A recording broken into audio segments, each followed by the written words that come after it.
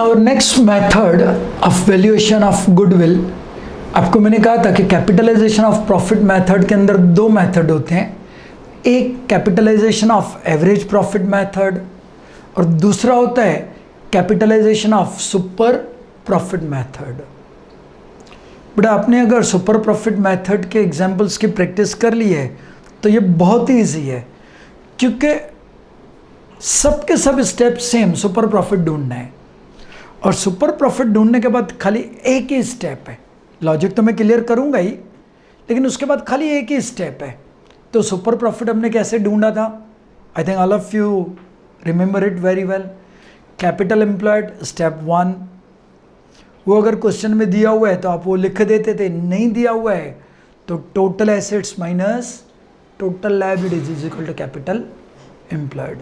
फिर आपको क्वेश्चन में एक्सपेक्टेड रेट ऑफ रिटर्न दिया हुआ है, आप एक्सपेक्टेड रेट ऑफ रिटर्न के बेस पे एक्सपेक्टेड प्रॉफिट ढूंढते हैं, that is step number 3। Step 4, average profit. Now it can be simple average और it can be weighted average. If there is some trend, increasing trend or decreasing trend, then it should be weighted average, otherwise it will be simple average. Now, if my average profit is more than expected profit, the difference is super profit. तो जो super profit है उसके base पर directly goodwill गिन लेंगे, उसके base पे directly goodwill गिन लेंगे। वो गुडविल कैसे गिनेंगे मैं आपको नेक्स्ट एग्जाम्पल के बेस पे ही दिखा रहा हूँ। फिर वही एग्जाम्पल मैं capitalisation of average profit method के यूज से भी आपको बोर्ड पे दिखाऊंगा, दोनों में आंसर सेम होगा। So let us see the next example. Now this is example number 8B आपके पैम्फलेट में पेज नंबर 7 पे। Let us see, determine the value of goodwill of Rohit and Rahul's firm as per the capitalisation of super profit method. नाम को underline कर दीजिए, capitalisation of super profit method.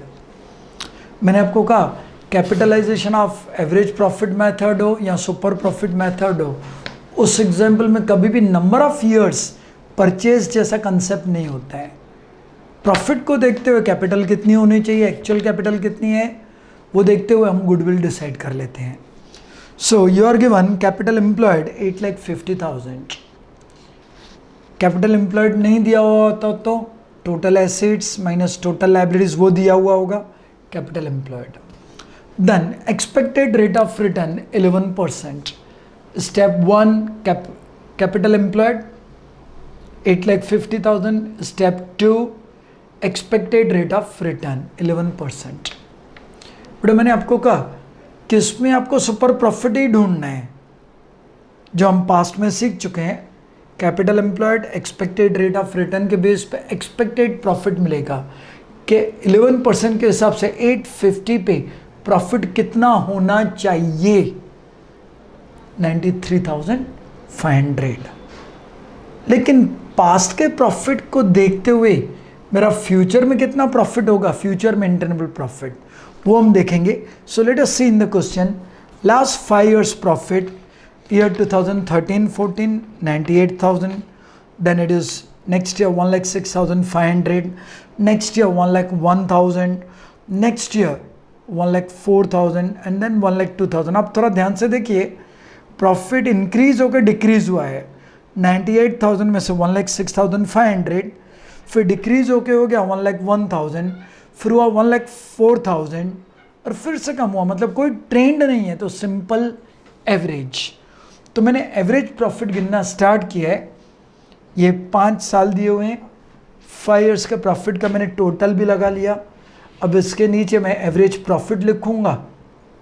आप इतना complete कर लें तो सुपर प्रॉफिट ढूंढ के हम गुडविल गिनेंगे on the basis of capitalisation of super profit.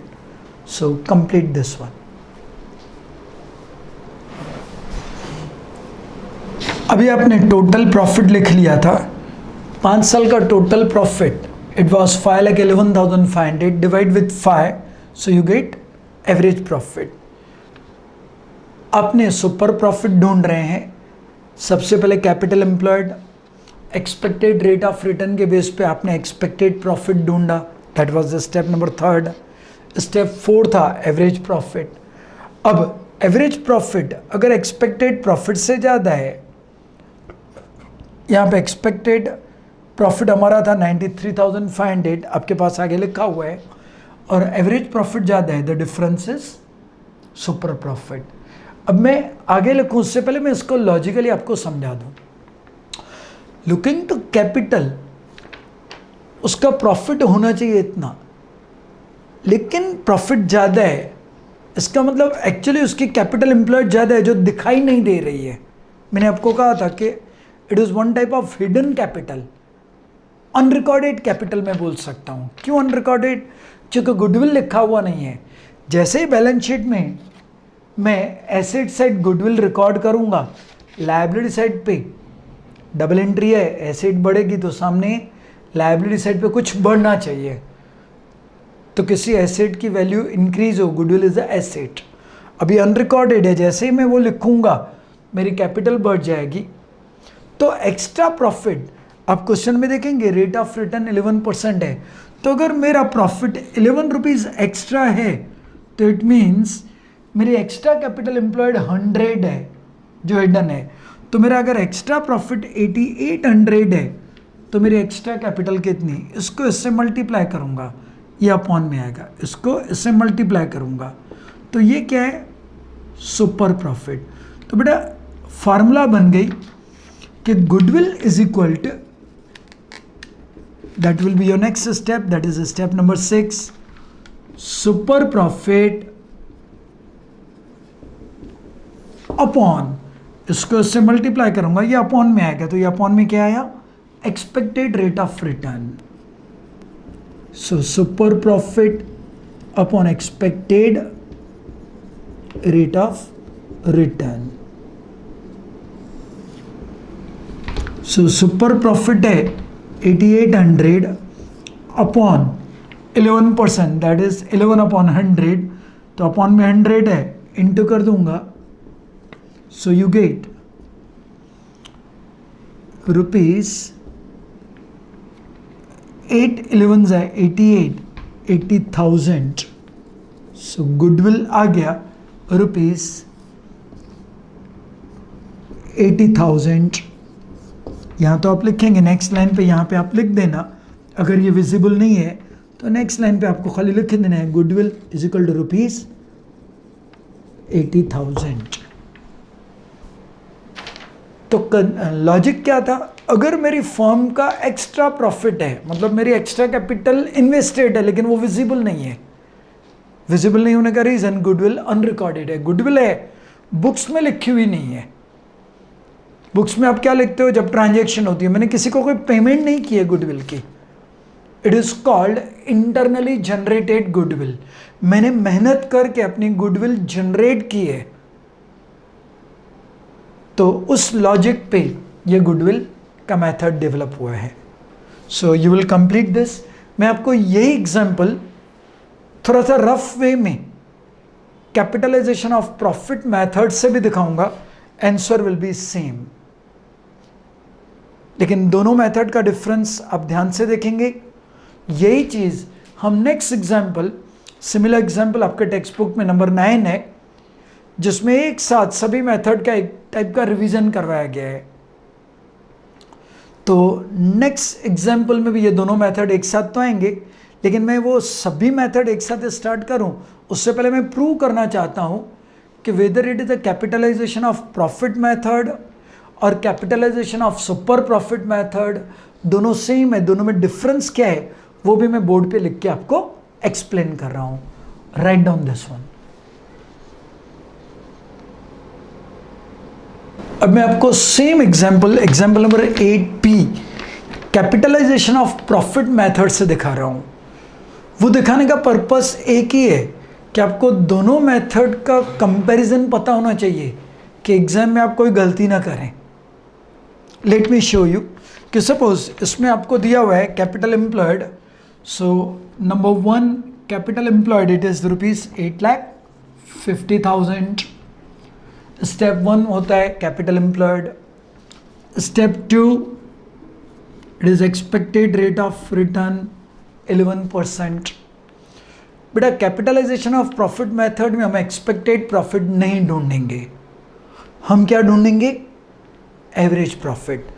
आपके पास आगे वाले एग्जाम्पल में एवरेज प्रॉफिट लिखा हुआ है, तो नंबर 3 पे मैं एवरेज प्रॉफिट लिख रहा हूं। बेटा average profit it was 98,000, then plus it was 1,06,500, then it was 1,01,000, then it was 1,04,000, then it was 1,02,000, total 5,11,500 divided with 5. My average profit was 1,02,300. It is 1,02,300. Now looking to profit, what should be the capital? उसको हमने कहा capitalise profit. तो capitalise profit की आपने formula बनाई थी step 4। Again I explain, 11 rupees पाने हो तो कैपिटल होनी चाहिए 100। 1,02,300 पाने हो तो कैपिटल कितनी होनी चाहिए? So average profit into 100 upon 11, that is expected rate of return. So it is 1,02,300 upon 11 into 100. So divide with 0.11, that is rupees 9,30,000.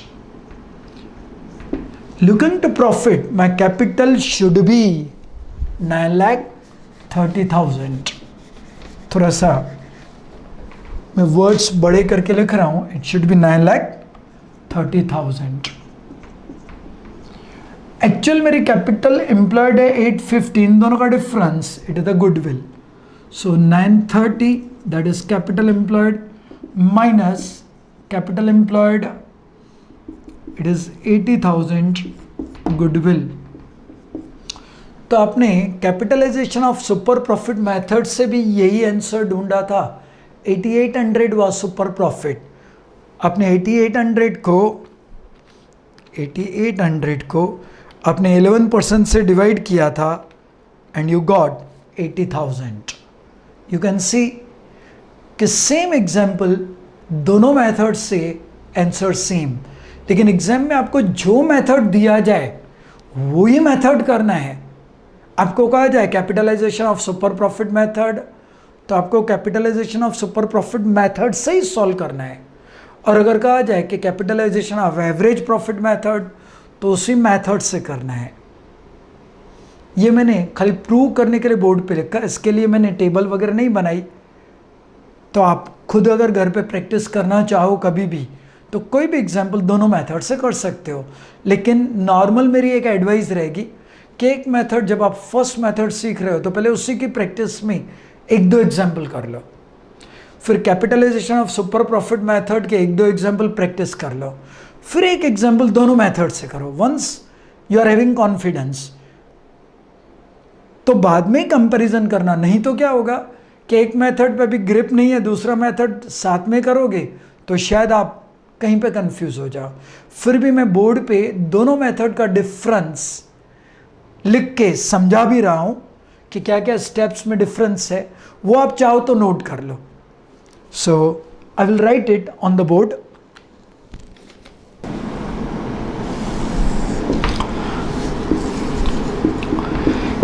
Capitalisation of average profit method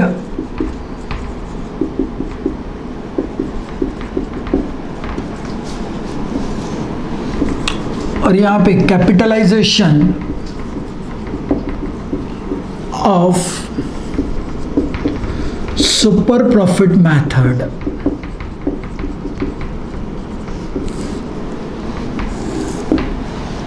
अभी भी जिनको ऐसे लग रहा हो कि अभी भी आपको कॉन्फिडेंस नहीं है, तो पहले खाली सुपर प्रॉफिट मेथड वाला जो मेथड नंबर 3 था, फर्स्ट था goodwill on the basis of average profit, Second था goodwill on the basis of weighted average. Third था goodwill on the basis of super profit. तो पहले सुपर प्रॉफिट मेथड की practice कर लो, वही सब स्टेप यहाँ पे आएंगे. सिमिलर मेथड्स स्टेप्स यहाँ पे है, एक आध मेथड में डिफरेंस है, खाली एक आध स्टेप में डिफरेंस है. तो आप पहले सुपर प्रॉफिट मेथड की पूरी प्रैक्टिस कर लीजिए, तो भी मैं आपको डिफरेंस ध्यान दिला रहा हूँ. बट दोनों मेथड में स्टेप 1 पे आप कैपिटल एम्प्लॉयड गिनते हो. कैपिटल एम्प्लॉयड अगर दिया हुआ है तो ठीक है, नहीं तो आप ये गिनते हो. किस तरह से? Total assets minus total liabilities.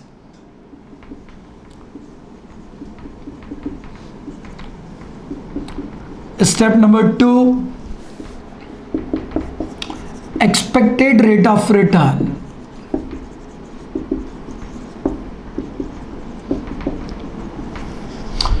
यहां भी same expected rate of return. Super profit ढूंढने के लिए हम लोग एक्सपेक्टेड प्रॉफिट ढूंढते हैं. Looking to capital what should be the profit and then what is the actual profit, दोनों का डिफरेंस सुपर प्रॉफिट होता है. This is what you call expected profit. इस मेथड में वो नहीं ढूंढना है, वेरी वेरी इंपॉर्टेंट. इस मेथड में वो नहीं ढूंढना है. तो इस मेथड में बाद में क्या ढूंढेंगे? Average profit. Again I repeat. Okay, पहले यहां भी लिख लूं. एक्सपेक्टेड प्रॉफिट के बाद यहां भी आप क्या ढूंढेंगे? Average profit. दोनों मेथड में ये एवरेज, सिंपल एवरेज भी हो सकता है, वेटेड एवरेज भी हो सकता है. अगर ट्रेंड है तो वेटेड एवरेज. आपको स्टेटमेंट के अंदर वेटेड एवरेज लिखना नहीं आ रहा है तो नीचे वर्किंग में दिखा दीजिए. तो दोनों मेथड में आप एवरेज प्रॉफिट ढूंढेंगे. इसमें आपको एक्सपेक्टेड प्रॉफिट नहीं ढूंढना है. This method is capitalisation of average profit method and this is capitalisation of super profit method. अब आपने ये दोनों प्रॉफिट ढूंढ लिए, मैं सुपर प्रॉफिट पे हूं, तो आप इन दोनों का डिफरेंस ढूंढेंगे तो आपको सुपर प्रॉफिट मिलेगा. सो next step you will find out super profit. बड़े एवरेज स्टूडेंट्स अगर उनको लग रहा हो कि यहाँ पे बाजू में मैं फार्मूला लिख लूँ तो ज़्यादा अच्छी तरह याद रहेगा, तो यहाँ पे एरो लग इज इक्वल करके मैं लिख रहा हूँ कि एवरेज प्रॉफिट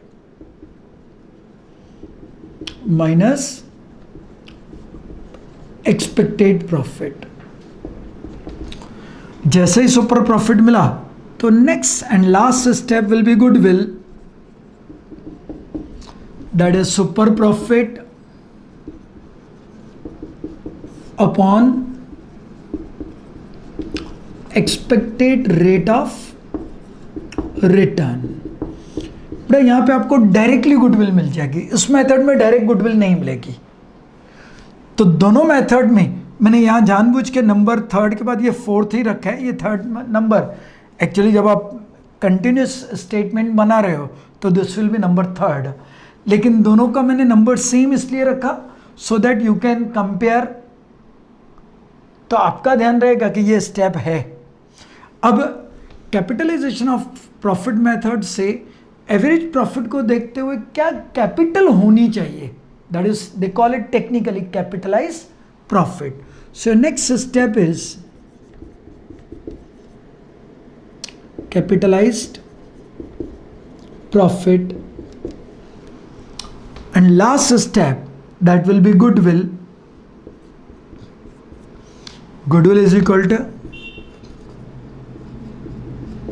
इसको लॉजिकली बस इतना समझ लीजिए कि कितनी कैपिटल होनी चाहिए, एक्चुअल कैपिटल कितनी है, उन दोनों का difference goodwill. So capitalise profit minus capital employed.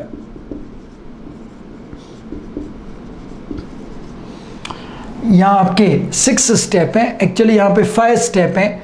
मैंने थर्ड स्टेप नील रखा है. आप एग्जाम में कभी भी ऐसे थर्ड नील नहीं लिखेंगे. So this will B third, this will B fourth, this will B fifth.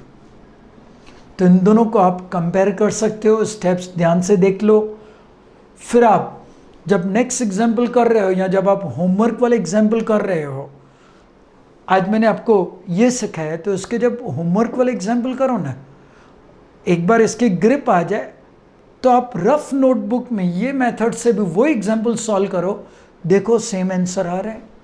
Even आपका ध्यान डिफरेंसेस पे रहेगा कि कौन से स्टेप सेम है, कहाँ पे डिफरेंस है। If you want to note down, write it down. ये एग्जाम के लिए नहीं है, ये आपके लिए है कि आपको समझ में आना चाहिए। आज नहीं, 6-8 महीने के बाद जब एग्जाम होने वाली हो, शायद ये मैथ कंपैरिजन उस टाइम पे आपको लग रहा है कि आपको हेल्प करेगी, तो डू नोट इट डाउन।